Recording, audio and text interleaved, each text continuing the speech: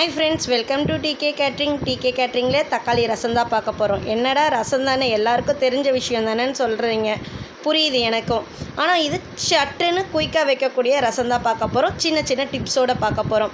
அதுக்கு முதல்ல புளி மிக்சிங் பவுலில் எடுத்துக்கலாம். அதாவது புளியில் இருக்கிற கொட்டை, நார் இது எல்லாத்தையும் க்ளீன் பண்ணி எடுத்துக்கோங்க.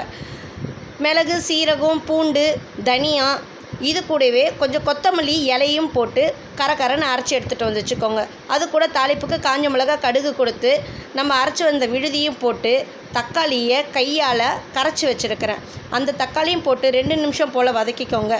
கூடவே 1/4 ஸ்பூன் அளவு காஞ்ச மிளகா காரத்துக்கு கொடுத்துருக்குறேன். நான் நீட்டு காஞ்ச மிளகா தாளிப்புக்கு மட்டும்தான் கொடுத்துருக்குறேன், அரைக்கலை. அதனால் காரத்துக்கு தனி மிளகாய் தூள் 1/4 ஸ்பூன், மஞ்சத்தூள், உப்பு தேவையான அளவு போட்டுட்டு இதுக்கு தேவையான அளவு தண்ணி ஊற்றிக்கோங்க. 1 லிட்டர் அளவு தண்ணி தேவைப்படும். தண்ணியை ஊற்றி கொதிக்கக்கூடாது ரசம். அது பபுள்ஸ் மேலே வரும்போதே ஒரு 1/4 ஸ்பூன் அளவு சர்க்கரை சேர்த்து இறக்குனிங்கன்னா ரொம்பவே சுவையான ரசம் ரெடி ஆகிடும். ரசத்துக்கு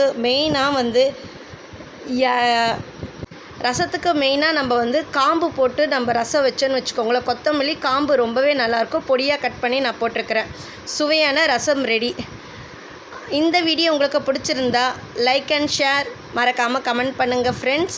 சப்ஸ்கிரைப் பண்ணுங்கள். பாய்.